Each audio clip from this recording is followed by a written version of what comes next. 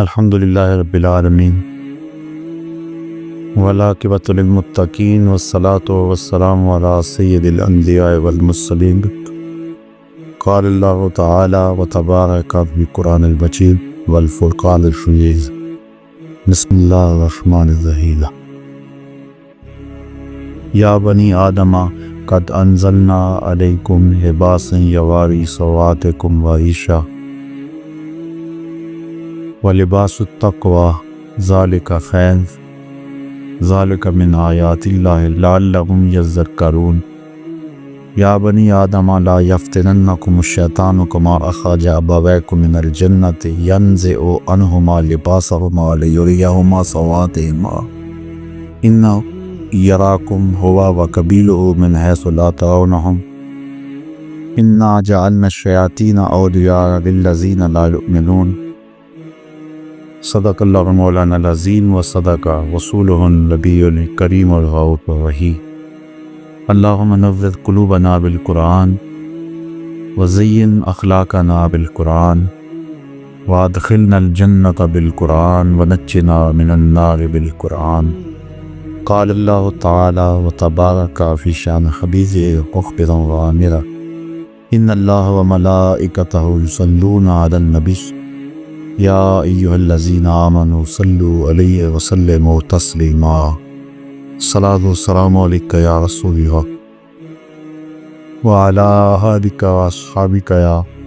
محبوب رب العالمین الصلاۃ والسلام علیک یا رسول اللہ وعلی آلک واصحابک یا راحت العاشق زماجوری برآمد جان عالم تراحم یا نبی اللہ تراحم نافر رحمتاً للعالمین زمحرومہ چرا فارغ نشین بدماو سرز برد یمانی کہ روح تست صبح زندگانی عدیم طائف نالین پاکن شراک زشتہ جہاں ماکن چے باشد گن کنی سوئن نگاہ ہمیشہ گر نہ باشد گاہے گاہے نگاہ یا رسول اللہ نگاہی ہمیشہ گر نہ باشد گاہے گاہے صد ہزار جبریل اندر بشر بہ حق سوئے غریباں یک نظر یا رسول اللہ انظر حالنا یا حبیب اللہ اسمع قالنا اننی فی بحر غم مغرق خذ یدی ساحل لنا اشکالنا یا صاحب الجمال و یا سید البشر من وجهک المنیر لقد نور القمر لا يمكن الثناء کما کان حقہ بعد از خدا رزق کوئی قصہ مختصر تمام حمد و ثنا تاریخ و توصیف اللہ جل مجہور الکریم کی ذات پابرکان کے لیے جو خالق کائنات بھی ہے اور مالک شب جہان بھی۔ اللہ جل وعلا کی حمد و ثنا کے بعد حضور نبی اکرم شفیع امت رسول محتشم نبی مکرم اللہ کے پیارے امت کے سہارے رب کے محبوب دانائے غیوب مالک رقاب امم فخر عرب و عجم والی کون و مکان سیاہ لا مکان سید انس و جاں سرور لالا رفاں نیر تاباں سرنشین مہوشاں ماہ خوباں شہنشاہ اسینہ تتمہ دوراں سر خیر زہرہ جمالہ جلوہ صبح ازل نور ذات دم جزن باعث تکوین عالم فخر اعظم و بنی عالم نیر بطحا رازدار ما بوغا شاہد ما تغا صاحب علم نشرہ معصوم آمنہ احمد مجتبیٰ حضرت محمد مصطفیٰ صلی اللہ علیہ وسلم کے اصول ناز میں اپنی عقیدتوں ارادتوں اور محبتوں کا خراج پیش کرنے کے بعد معزز محترم سامعین خواتین و حضرات السلام علیکم ورحمۃ اللہ وبرکاتہ۔ پردہ اور حیا کے عنوان سے کچھ باتیں آج اس نشست میں آپ کے گوش گزار کرنے کی کوشش کروں گا۔ اللہ تعالیٰ میری زبان کو سچائی کا نور نصیب فرمائے اور جو سنے اس پر مجھے اور آپ کو عمل کی توفیق نصیب کرے۔ اللہ تعالیٰ جل شانہ نے ہمیں جو دین دیا وہ دین فطرت ہے۔ مرد اور عورت انسانیت کے دو خوبصورت تیور انداز اور روپ ہیں۔ مرد کے وظائف ذمہ داریاں اور طرح کی ہیں، اور عورت کے وظائف اور ذمہ داریاں کچھ اور طرح کی۔ اس لیے دونوں کو صلاحیتیں بھی اس اعتبار سے دی گئی۔ مرد کو جفاکش اور سخت پیدا کیا گیا، عورت کے اندر لطافت، ناز و انداز اور اس کے معمولات کے مطابق اور اس کی ذمہ داریوں کے مطابق اس کو صلاحیتوں سے نوازا گیا۔ مرد چونکہ کسب معاش کر کے گھر کے نظم و نسق کو چلاتا ہے اور عورت امور خانہ داری میں مصروف رہتی ہے، تو دونوں کے وظائف، احکام، حالات اور صلاحیتیں الگ الگ رکھی گئی، اور ہر ایک کی تخلیق میں ہزار حکمتیں ہیں، اور پھر دونوں کو ایک دوسرے کی ضرورت بنایا۔ عورت چار دیواری کی زینت ہے، مرد اس کائنات کا حسن، باغپن اور عروج ہے۔ دونوں کے وظائف مختلف بنائے۔ عورت کو شریعت نے پردے میں رہنے کی جو تاکید کی ہے، اس نے عورت پر جبر اور ظلم نہیں، بلکہ یہ پردہ اس کی آبرو کا محافظ ہے، اس کے حیا کا تیور ہے، اور اس کی غیرت کا نشان ہے۔ یہ عورت کے لیے کوئی قید خانہ نہیں، بلکہ یہ اس کا اعزاز ہے، اس کی تکریم ہے۔ لائبریری کے اندر ہزارہ کتابیں موجود ہوتی ہیں، لیکن کسی کتاب کے اوپر غلاف نہیں چڑھایا جاتا۔ قرآن مجید اللہ کی کتاب ہے، اور یہ ساری کتابوں پر تفوق اور مرتبہ رکھتی ہے اور عزت و احترام کے لائق ہے، تو اس کو غلاف میں لپیٹا جاتا ہے۔ اگر قرآن مجید کے اوپر غلاف ڈالا جائے تو اس کا یہ مطلب نہیں ہے کہ یہ اس کتاب کے ساتھ ظلم ہے، بلکہ اس کتاب کو خصوصیت اور اہتمام کے ساتھ غلاف میں رکھنا اس کتاب کی عزت اور عظمت کا بیان ہے۔ اللہ تعالیٰ نے جو عورت کو پردے کا حکم دیا ہے، تو یہ عورت کی آبرو ہے۔ یہ واضح میں رکھیں کہ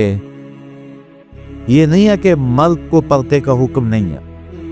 مرد کو بھی پردے کا حکم دیا گیا ہے، عورت کو بھی پردے کا حکم دیا گیا ہے، صرف جو پردے کی جگہ ہے اس میں فرق ہے۔ مرد ناف سے لے کر کے گھٹنوں تک اس کی اتنی جگہ یہ شرمگاہ کہلاتی ہے، اور اس کو پردے میں رکھنا واجب ہے، اور عورت سر سے لے کر پاؤں تک عورت ہے، اس لیے اس کو پردے کی تاکید کی گئی ہے۔ ایک زمانہ تھا کہ عورت کو مرد نے اپنی خواہشات کی تکمیل کا کھلونا سمجھا تھا، اور ہمیشہ مرد نے اس کی آبرو سے اور اس کی عزت سے کھیل کر کے اس کی تذلیل کی ہے۔ افلاطون نے عورت کو از قبیلے جن سے انسان ماننے سے انکار کیا۔ وہ کہتا ہے یہ انسان کی ہم شکل تو ضرور ہے، لیکن انسان نہیں ہے۔ انسان کی ضرورت کے لیے، انسان کی تصنیع کے لیے، اور مرد کی راحت کے لیے اس کو پیدا کیا گیا ہے۔ یہ انسان کو جنم تو دیتی ہے لیکن خود انسان نہیں ہے۔ کسی نے کہا کہ عورت بدی کا سرچشمہ ہے، اتنی دیر تک اللہ کا قرب نہیں مل سکتا جب تک عورت سے جدائی اختیار نہیں کی جاتی۔ اسلام نے عورت کو مرتبہ دیا۔ بت نے کہا کہ یہ بدی کا سرچشمہ ہے، اس سے جدا ہو جاؤ گے تو پھر تمہیں اللہ کا قرب ملے گا، لیکن اسلام نے ہمیں جو عورت کا مرتبہ بتایا، ہم دیکھتے ہیں کہ بسا اوقات حضرت عائشہ رضی اللہ تعالی عنہا کے بستر میں حضور کو وحی آیا کرتی تھی۔ کہاں عورت بدی کا سرچشمہ قرار پاتی ہے اور کہاں حضور کو اپنی زوجہ محترمہ کے بستر میں وحی کے نزول کے آثار پیدا ہوتے ہیں۔ بلکہ حضور نے فرمایا حبب الیہ من دنیاکم ثلاث، مجھے تمہاری دنیا سے 3 چیزیں ہی پسند ہیں، الطیب والنساء وجعلت قرۃ عینی فی الصلاۃ، ایک خوشبو، دوسری مدکوہ اور تیسرا میری آنکھوں کی ٹھنڈک نماز میں رکھی گئی ہے۔ تو عورت کو اسلام نے ہی مرتبہ دیا۔ تو پہلے لوگوں نے عورت کو ایک کھلونا سمجھا اور اس کے ساتھ جو سلوک کیا وہ تاریخ سے چھپا ہوا نہیں، لیکن جب عورت کی آنکھیں کھلی، اسلام نے اس کو عزت دی، ماں، بہن، بیٹی اور بیوی کے روح کے اندر اس کو وقار کی مسند پہ بٹھایا گیا، تو وہی پرانے شکاری ایک نیا جال لے آئے۔ پہلے تو انہوں نے عورت کو کھلونا سمجھا اور اس کو اس صورت کے اندر دیکھا، لیکن جب دیکھا کہ اس کی آنکھیں کھل گئی ہیں اور اسلام نے اس کو مرتبہ دے دیا ہے، تو پھر انہوں نے جال نیا بچھایا اور کہا کہ تیری آزادی میں یہ رکاوٹ ہے اسلام، تجھے مخصوص حجاب کے اندر رکھ کر کے تیرا استحصال کرنا چاہتا ہے، اس لیے تو جس طرح چاہے، جس طرح تیرے من میں آئے تو اپنے حسن کی نمائش کرے، تجھے کوئی روک نہیں سکتا، یہ تیری آزادی پہ قدغن ہوگی۔ جن لوگوں نے پہلے عورت کو کھلونا سمجھا، وہی شکاری نیا جال لے آئے اور اس طرح انہوں نے عورت کو گھر کی چار دیواری سے نکال کر کے انہیں محفلوں کی زینت بنایا،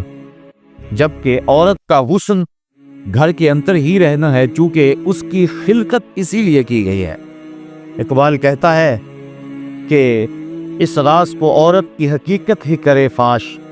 مجبور ہیں معذور ہیں مردان خیرت مند، کیا چیز ہے آرائش و زیبائش میں زیادہ،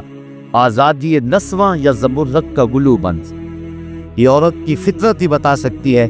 کہ اس کے لیے حسن کہاں ہے۔ وہ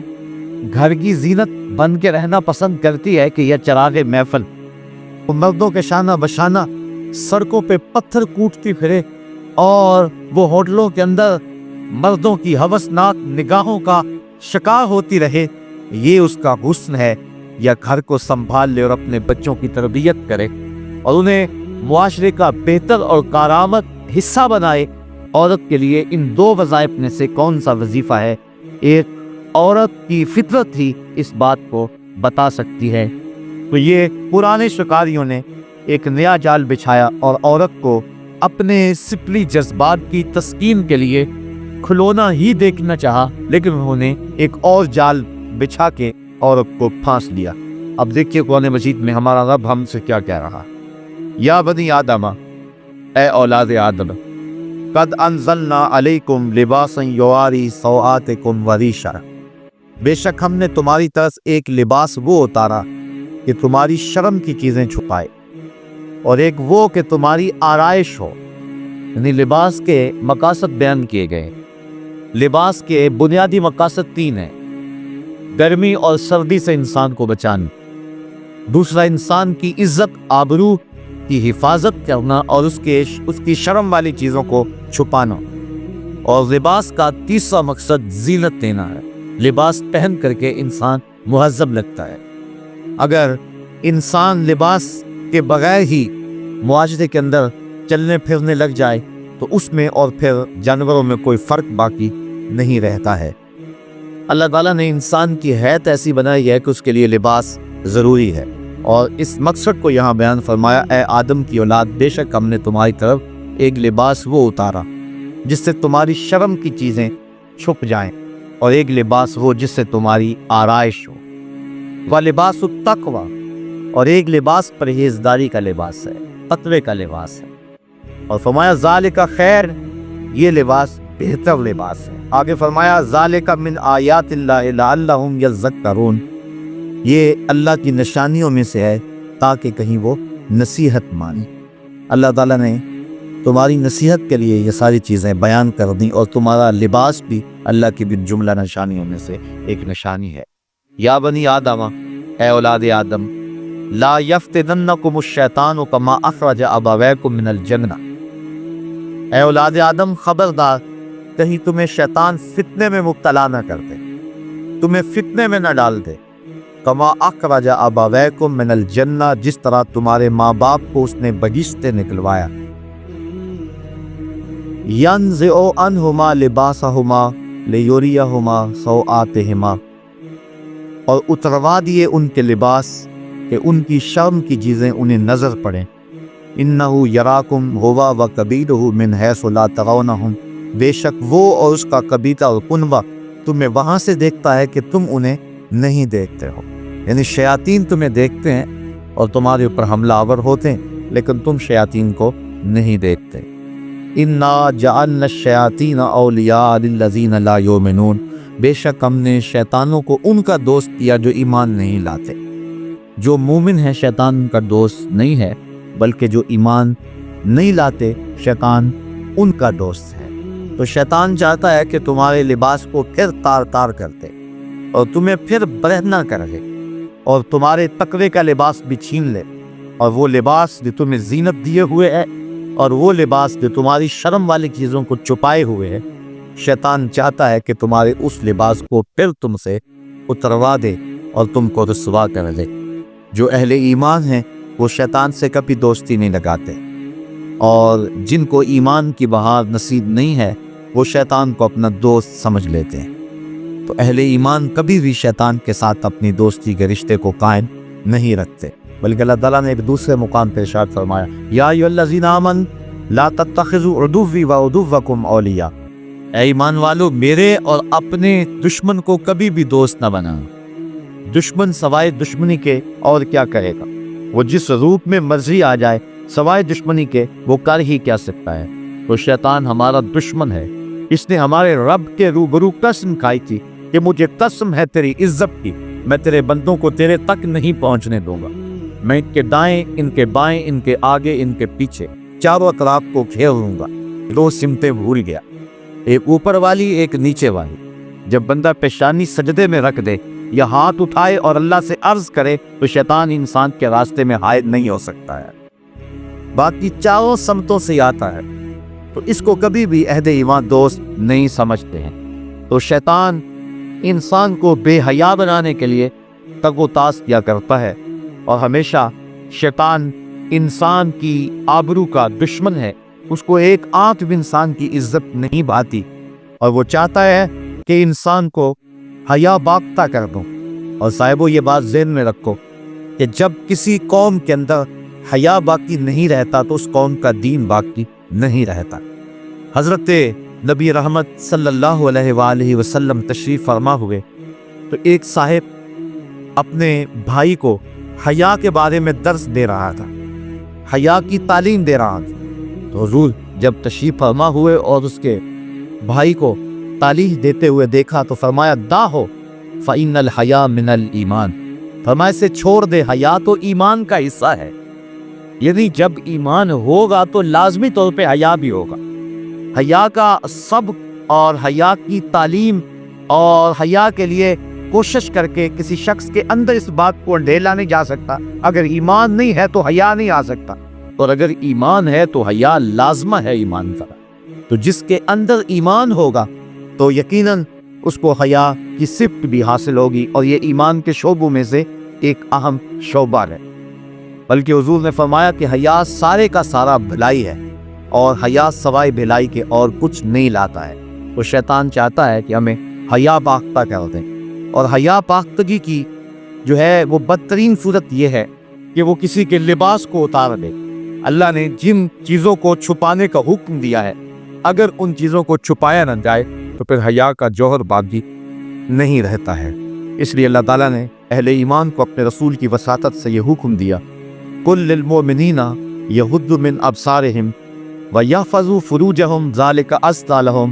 ان اللہ خبیر بما یصنعون۔ اے محبوب آپ فرما دیجئے، حکم دیجئے للمؤمنین مسلمان مردوں کو، کیا حکم دیجئے؟ یغضوا من ابصارہم کہ وہ اپنی نگاہوں کو نیچا رکھیں، وَيَحْفَظُوا فُرُوجَهُمْ اور اپنی شرمگاہوں کی حفاظت کریں، ذَلِكَ أَزْكَىٰ لَهُمْ یہ ان کے لیے زیادہ ستھری بات ہے، إِنَّ اللَّهَ خَبِيرٌ بِمَا يَصْنَعُونَ جو تم کرتے ہو اللہ اس کو خوب جانتا ہے، تمہارے کاموں سے تمہارے اعمال سے تمہارا رب بے خبر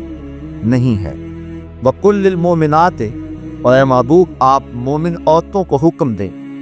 يَغْضُضْنَ مِنْ أَبْصَارِهِنَّ کہ وہ اپنی نگاہوں کو نیچی رکھیں، وَيَحْفَظْنَ فُرُوجَهُنَّ اور اپنی پارسائی کی حفاظت کریں، وَلَا يُبْدِينَ زِينَتَهُنَّ اور اپنے بناؤ کو نہ دکھائیں إِلَّا مَا ظَهَرَ مِنْهَا مگر وہی جو اللہ نے ظاہر کیا ہے، وَلْيَضْرِبْنَ بِخُمُرِهِنَّ عَلَى جُيُوبِهِنَّ اور اپنے دوپٹے اپنے گریبانوں پر ڈال لیں، وَلَا يُبْدِينَ زِينَتَهُنَّ اور اپنی زینت اور سمدار کو ظاہر نہ کریں، إِلَّا لِبُعُولَتِهِنَّ مگر اپنے شوہروں پر، او آبائہن یا اپنے باپ پر، او آبائے بعولتہن یا اپنے شوہروں کے باپ پر، او ابنائہن یا اپنے بیٹوں پر، او ابنائے بعولتہن یا اپنے شوہروں کے بیٹوں پر، او اخوانہن یا اپنے بھائیوں پر، او بنی اخوانہن یا اپنے بھتیجوں پر، او بنی اخواتہن یا اپنے بھانجوں پر، او نسائہن یا اپنے دین کی عورتوں پر، او ما ملکت ایمانہن یا جو ان کی ملک میں کنیزیں اور لونڈیاں ہیں، او التابعین غیر اول الاربۃ من الرجال او الطفل اور یا وہ نوکر، شرط یہ ہے کہ وہ شہادت والے مرد نہ ہوں، یا وہ بچے الذین لم یظہروا علی عورات النساء جنہیں عورتوں کی شرم کی چیزوں کی خبر نہیں ہے، اتنے چھوٹے ہیں، ولا یضربن بارجلہن اور اپنے پاؤں زمین پر اتنے زور سے نہ رکھیں، لِيُعْلَمَ مَا يُخْفِينَ مِنْ زِينَتِهِنَّ کہ ان کا جو سنگار ہے وہ لوگوں پر ظاہر ہو، وَتُوبُوا إِلَى اللَّهِ اور اللہ کی طرف رجوع کریں، جمیعا سب کے سب، ایھا المؤمنون اے اہل ایمان، لعلکم تفلحون تاکہ تم فلاح پا جاؤ۔ تو حضور کی وساطت سے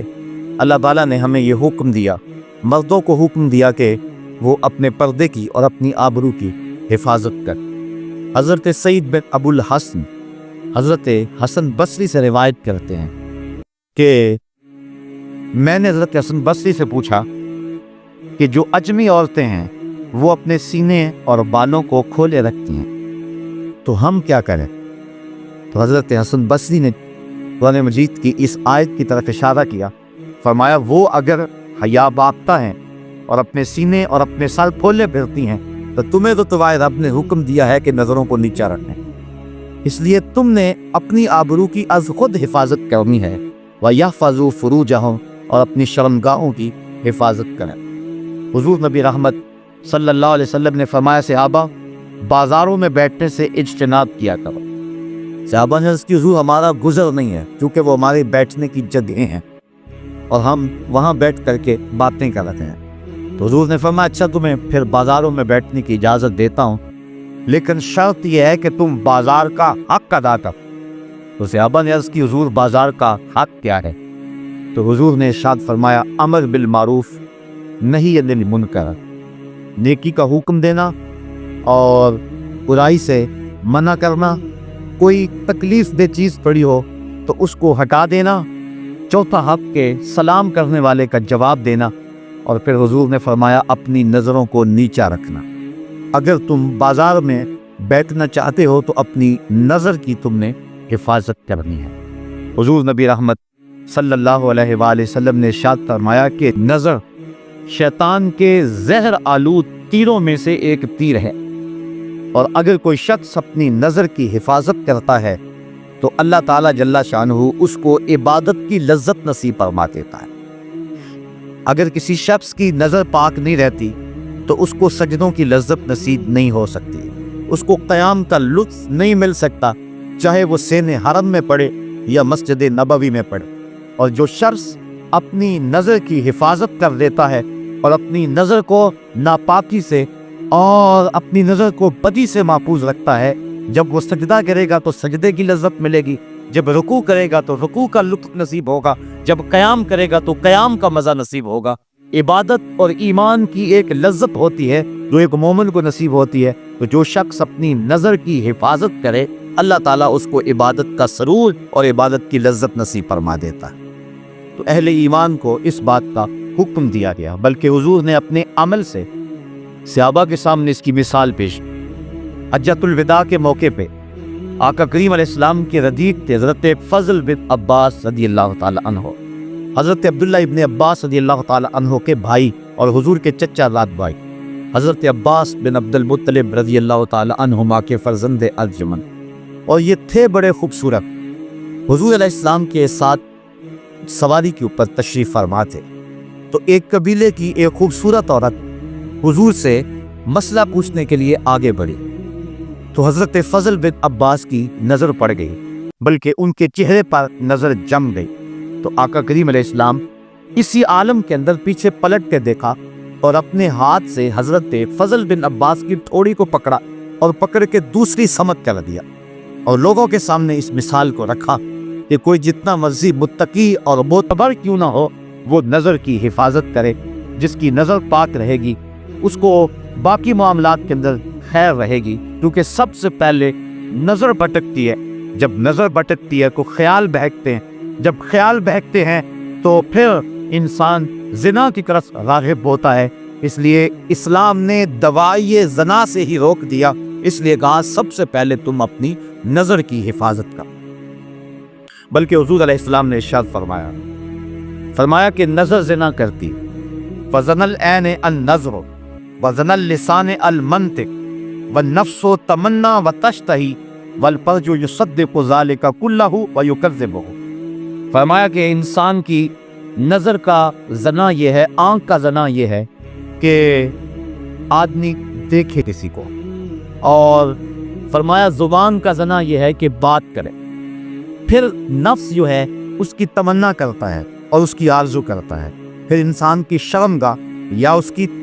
تصدیق کر دیتی ہے تمام کی تمام، اور یا پھر ان تمام کی وہ نفی کر دیتی ہے۔ دو صورتوں میں ایک صورت ضرور ہوتی ہے، اس لیے اپنی نظر کی حفاظت کریں اور اپنی آواز سے بھی حفاظت کریں۔ آج کل موبائل کے ذریعے سے مختلف پیکج آئے ہیں اور گفتگو کا زنا اور نظر کا زنا پورے عروج پہ ہے۔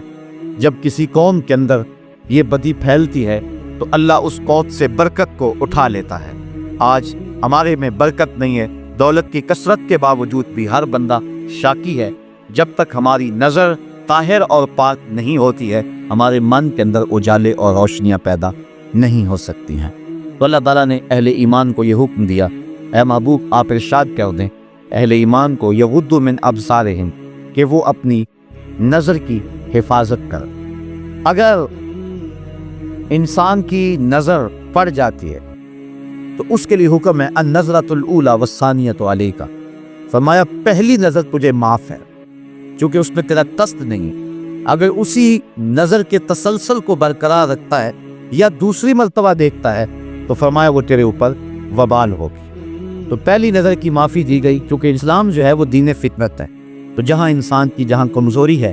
جہاں اس کی بے اختیاری ہے، وہاں چھوٹ دے دی گئی۔ لیکن اس کے بعد اگر اس نظر کا تسلسل برقرار رہتا ہے یا پھر دوسری نظر کوشش کر کے دیکھتا ہے اور تعاقب کرتا ہے تو پھر فرمایا وہ تیرے اوپر وبال ہے۔ اور وہ آنکھ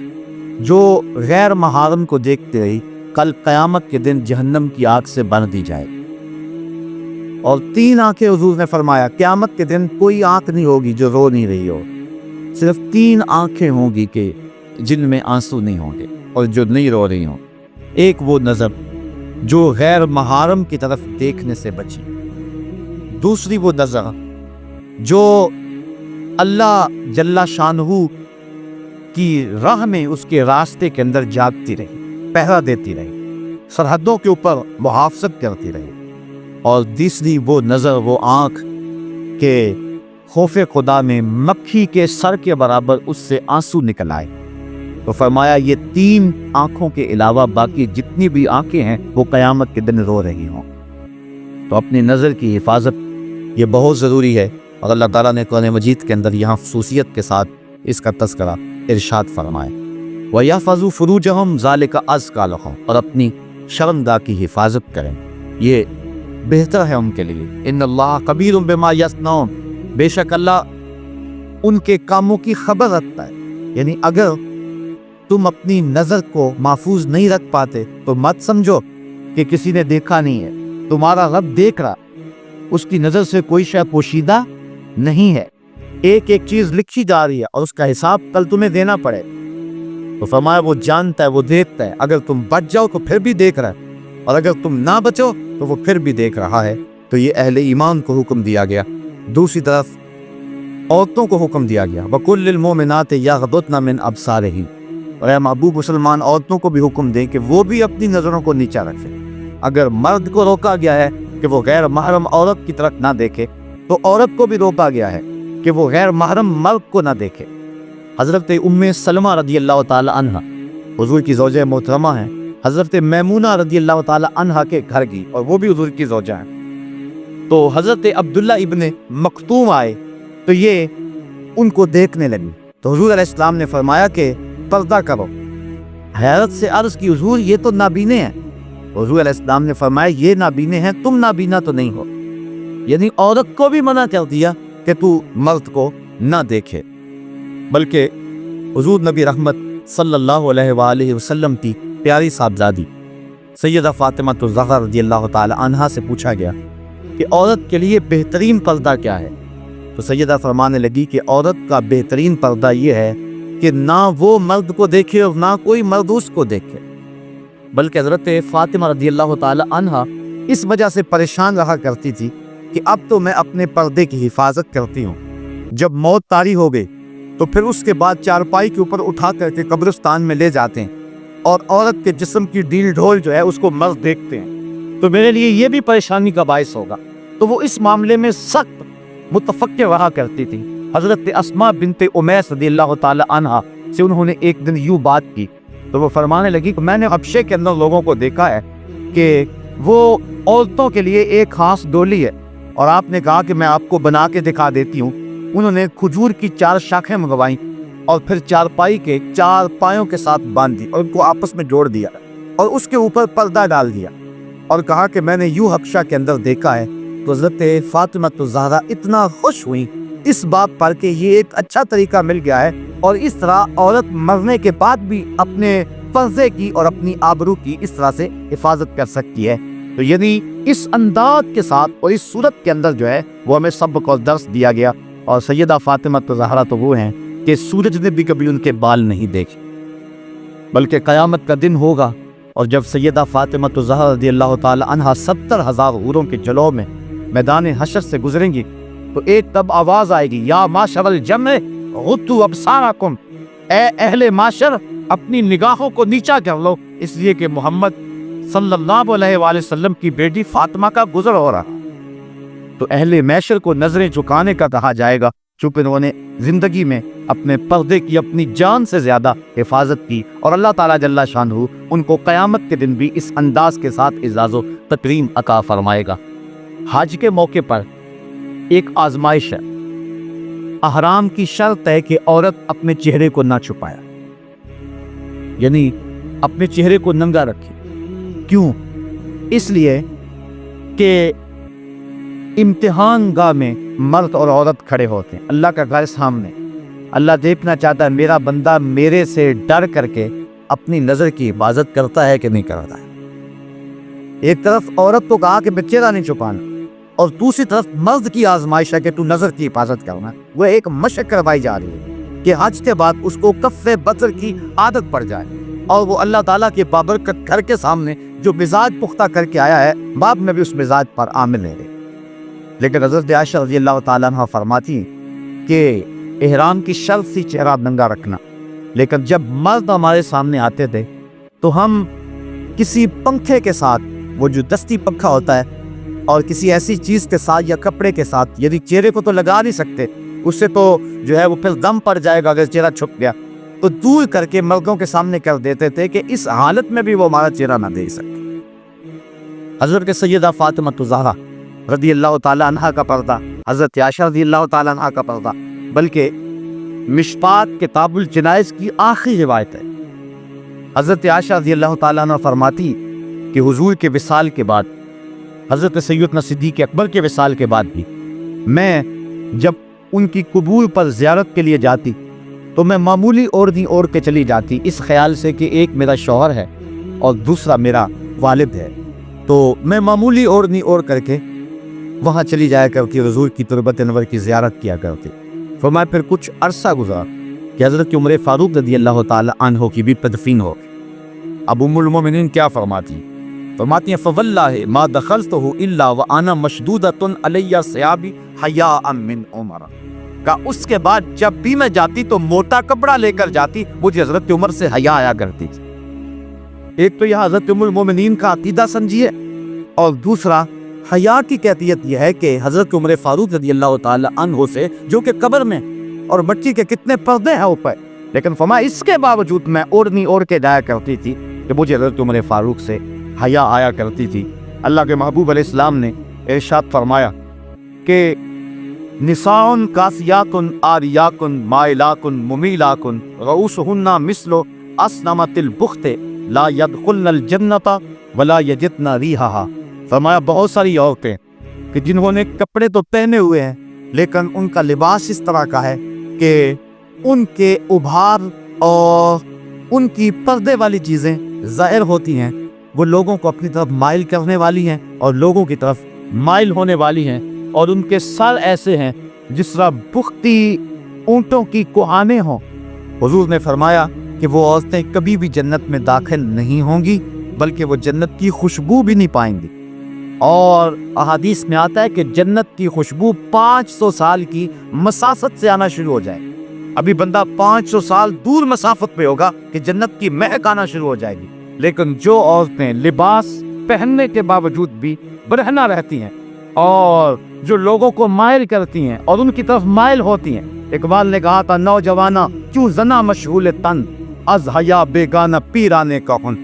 کہ میری قوم کی حالت یہ، آج سے 60-70 سال قبل اقبال نے کہا میری قوم کی حالت یہ ہے کہ جو جوان ہیں وہ اپنے تن میں مشغول ہو گئے، ہر وقت تنگی پٹی میں لگے رہتے ہیں، ہر وقت وہ اپنے جسم کو سنوارنے میں لگے رہتے ہیں، جبکہ یہ وظیفہ عورتوں کا ہے، یہ مردوں کا نہیں ہے۔ لیکن بیوٹی پارلر پہ اب تو مرد بھی سج کے آتا ہے عورت کے ساتھ ساتھ۔ تو نوجوانہ چو زنا مشغول تن، اقبال کہتا ہے کہ جو مرد ہیں، جوان ہیں، وہ بھی عورتوں کی طرح اپنے تن میں مشغول ہیں، از حیا بیگانہ پیرانے کفن، اور جو بوڑھے ہیں وہ بھی حیا سے بیگانہ ہو گئے۔ ایک روایت کے لفظ ہیں، حضور نے ارشاد فرمایا کہ تم میں سے بہتر جوان وہ ہیں جو بوڑھوں کی پیروی کریں، اور برترین بوڑھے وہ ہیں جو جوانوں کی پیروی کریں۔ جوانوں کو بوڑھوں کے نقوش قدم پہ چلنا چاہیے، لیکن بوڑھوں کو جوانوں کے نقوش قدم پہ نہیں چلنا چاہیے، بلکہ ان کو اپنے بڑھاپے کا حیا ہونا چاہیے۔ اگر بوڑھا بھی ہو گیا اور نظر کے اندر حیا پیدا نہ ہوا، قبر میں ٹانگیں چلی گئی، لیکن نظر پھر بھی بدکاری کرتی ہے، تو اس سے جو ہے وہ بدبختی اور زیادہ کیا ہو سکتی ہے۔ میاں صاحب نے شاید ایسے لوگوں کے بارے میں کہا تھا ہڈیاں کمبن گوڈے کھڑکن تے اڑ گیا لک تیرا، اجے بھی بدیوں باز نہ آئیوں جیو مرد تلیرا۔ تو اقبال کہتا ہے نوجوانہ چو زنا مشغول تن از حیا بیگانہ پیرانے کہن، دخترانے او بچشم خود اسیر، شوخ چشمو شوخ بینو کرداگیر، ساختہ پرداختہ دل باختہ ابروا مثل دو تیغ آختہ۔ یہ وہی کسی حدیث کے ترجمے، مائلاتن ممیلاتن، خود کسی کی طرف لڑک جانے والی اور معمولی سی بات سے کسی کو مائل ہو جانے والی، اور جو ہے وہ کسی کو اپنی جانب اپنی اداؤں سے، اپنے ناز و نخرے سے اور اپنے عشموں سے لوگوں کو اپنی طرف مائل کرنے والی ہیں۔ اور حضور نے ارشاد فرمایا کہ یہ عورتیں اپنے سروں پر اس طرح جوڑے رکھیں گی۔ دیکھیے حضور نے 1400 سال قبل ہی یہ بات بتا دی، جس طرح بختی اونٹوں کی کوہانے ہوتی، اور فرمایا کہ یہ عورتیں ایسی ہیں جو جنت میں جانا تو دور کی بات ہے، جنت کی خوشبو بھی نہیں پا سکیں۔ آج اپنے لباس کو ترک کر دیں، آج حیا کی چادر پھاڑ کے پھینک دیں، جو کرنا ہے کر لیں، اس مغرب کے معاشرے کے پیچھے لگ جائیں، لیکن حضور کے اس فرمان کو نظر میں رکھیں کہ قیامت کے دن تک کتنی رسوائی ہوگی ان عورتوں کی جنہوں نے حیا کی چادر کو اتار کے پھینک دیا۔ بلکہ آئیے ہم حضور کے دور کو دیکھتے ہیں۔ ابو داؤد شریف کے اندر روایت ہے کہ ایک خاتون کا بیٹا شہید ہو گیا کسی جنگ کے اندر، تو حضور کی خدمت میں وہ حاضر ہو، لیکن اپنے جوان بیٹے کی وفات پر، اس کی شہادت پر حضور کی خدمت میں جب حاضر ہوئی تو صحابہ نے کیا دیکھا کہ اس کا پورا جسم جو تھا وہ پردے میں لپٹا ہوا تھا۔ تو بیٹے کی وفات پر باوجود کے دکھ اور تکلیف کی کیفیت میں بعض اوقات شرعی ضابطے لوگوں سے چھوٹ جاتے ہیں، لیکن اس نے اپنے پردے کا خوب اہتمام کیا ہوا تھا۔ صحابہ نے تعجب کرتے ہوئے، اور تعجب جو تھا اس کو تحسین کی نظر سے دیکھتے ہوئے کہا کہ تو نے اس حالت کے اندر بھی اپنے پردے کا اتنا التزام کیا ہے؟ تو اس عورت نے جو جواب دیا وہ تفتان ملت کے لیے کتنی روشن اور کتنی جو ہے وہ اجالے بانٹنے والی بات ہے۔ اس نے کہا میرا بیٹا فوت ہو گیا، میرا حیا تو فوت نہیں ہوا ہے، میرا بیٹا چلا گیا لیکن میرا حیا تو بھی باقی ہے۔ تو یہ تھی اسلام کی وہ دختران جن کی گود میں اسلام پلتا تھا۔ جب عورت پردے میں تھی تو وہ ایسے بچے جنم دیتی تھی جو قوم کی تقدیر کو بدل کے رکھ دیتے تھے۔ اقبال کہتا ہے تو ندانی کہ سوزے کے راتے تو دیگر تو کر تقدیر عمر۔ میرے قوم کی بہن تو نہیں جانتی کہ تو بہن ہو کے قرآن پڑھے تو عمر کی تقدیر بدلتی ہے، اور تو ماں ہو کے قرآن پڑھے تو بیٹا نیزے کی نوک پہ بھی قرآن سناتا ہے۔ آج اگر عورت سمٹ جائے تو معاشرہ پھیل جائے گا۔ میری بہن، میری بیٹی، تو نگار خانے کی زینت نہیں ہے، تو گھر کی آبرو ہے، تو مغرب کی تینوں نہیں ہے، تو مشرق کی بیٹی ہے، تو محافل کا حسن نہیں ہے بلکہ تو چراغ خانہ ہے۔ تیرے دم سے کائنات کے اندر حسن ہے۔ مکالمات افلاطون پر لکھ سکی لیکن اسی کے صلح سے ٹوٹا شرار افلاطون۔ اسی عورت کی گود کے اندر اسلام پلتا تھا۔ جب مائیں ام الخیر جیسی تھی تو بیٹے غوث اعظم جیسے جنم لیتے تھے۔ جب مائیں راستی جیسی تھی تو بیٹے بابا فرید جیسے جنم لیتے تھے۔ جب مائیں سیدہ فاطمہ زہرا جیسی تھی تو بیٹے حضرت امام حسین جیسے جنم لیا کرتے تھے۔ جب ماں قرآن کھول کے تلاوت کرتی تھی اور بیٹے کو لوہیاں دیا کرتی تھی تو بیٹے وقت کے بایزید ہوا کرتے تھے۔ لیکن جب مائیں ایک طرف بیٹے کو دودھ پلا رہی اور دوسری طرف تھرکتی ہوئی تصویروں پہ نظر جمی ہوئی ہے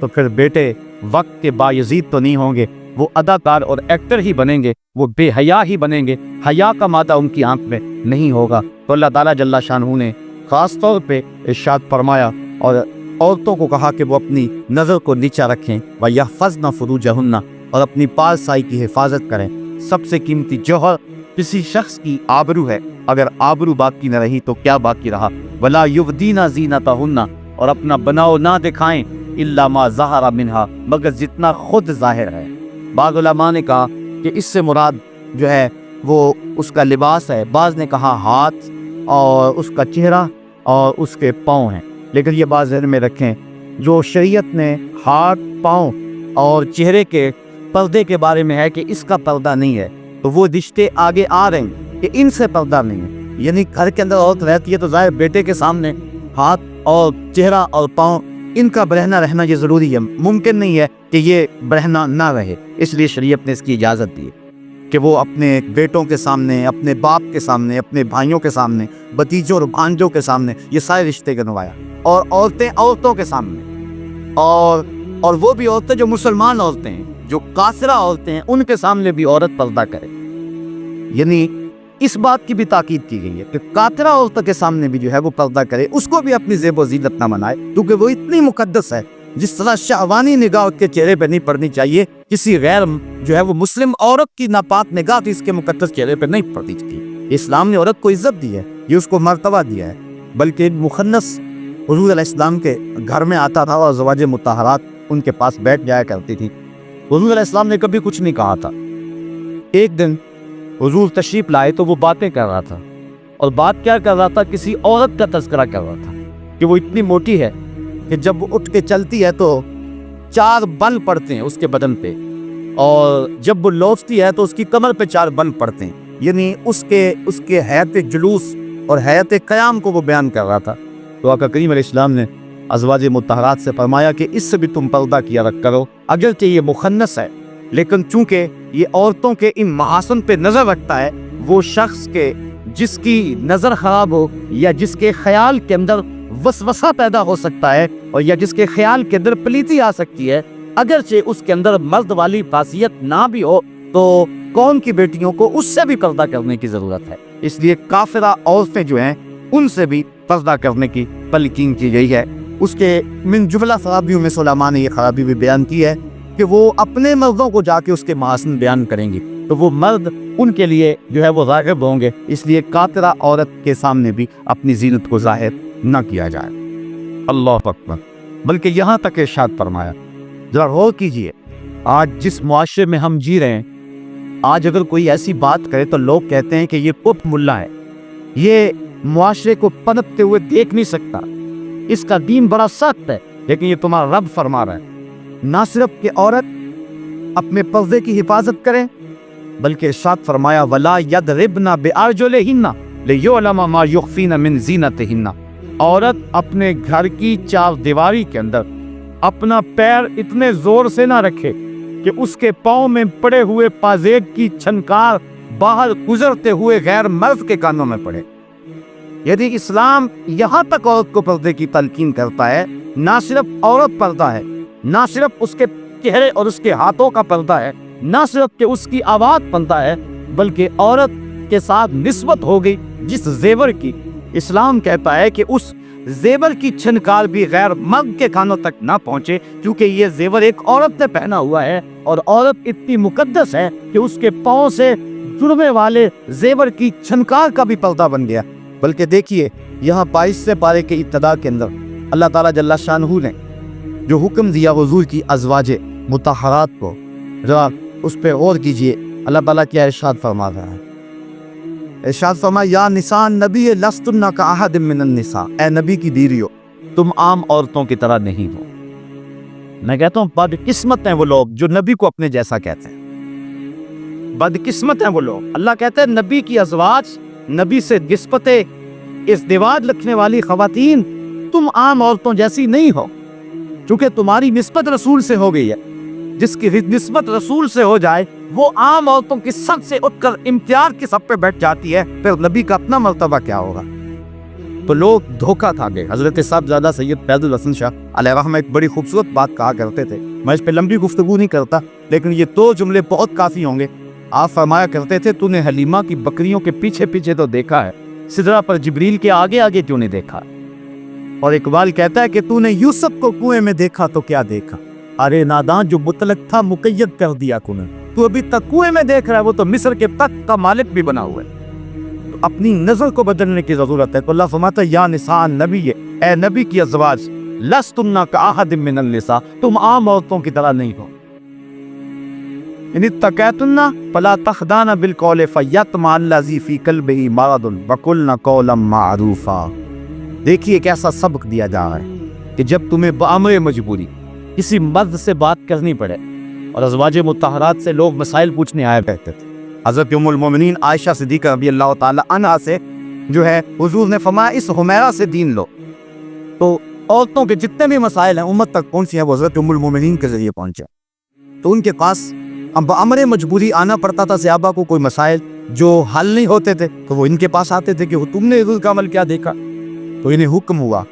کہ اے نبی کی ازواج تم عام عورتوں کی طرح نہیں ہو اور تم اللہ سے ڈرو، اور جب کسی مرد سے تمہیں بات کرنی پڑ جائے، اللہ اکبر، تو کیا ارشاد فرمایا کہ ایسی نرمی نہ کرو کہ دل کا روگی کچھ لالچ کر لے،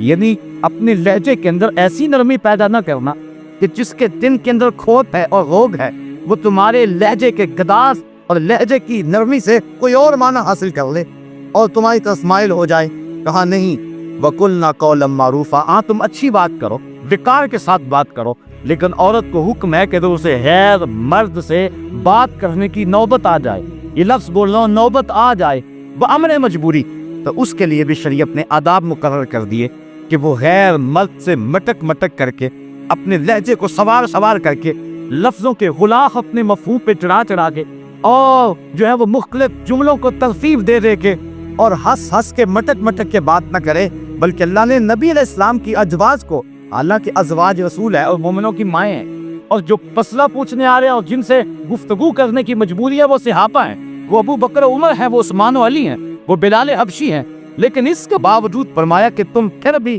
اپنے لہجے اور اپنی گفتگو کے انداز سے نظر رکھو کہ یہ پاک تینت لوگ تو آیا کرتے ہیں، کوئی ایسا بھی آ سکتا ہے کہ جس کے دل میں روگ ہو اور تمہارے لہجے کی نرمی سے وہ کوئی اور معنی اخذ کر لے، اس لیے تم اچھی بات کرو لیکن اپنے لہجے کے جو ہے وہ نرمی اور لہجے کی لچک پیدا نہ کرو، تاکہ جو ہے وہ تمہارا غیب ان کے اوپر برقرار رہے۔ تو یہ تو ام المومنین اور ازواج مطہرات کو جو مومنوں کی مائیں ہیں امہات المومنین، یہ ان کو حکم دیا ہے۔ اور آج موجودہ دور میں جس طرح عورت مرد کے ساتھ بات کرتی ہے، اور اگر کوئی تھوڑی سی لہجے کے اندر سختی یا مختصر بات کر کے جو ہے وہ عورت مرد سے بات چھوڑ دے تو لوگ کہتے ہیں کہ تیری بیوی جو ہے وہ اکھڑ ہے، اس کو بولنے کی تمیز نہیں ہے، یہ تانے سن لو کوئی بات نہیں ہے، لیکن یہ تانے دنیا پہ ہے، اصل ہماری زندگی آخرت کی زندگی ہے، ہم نے اس کا حسن اور اس کا نور اور اس کی روشنی دیکھنی ہے۔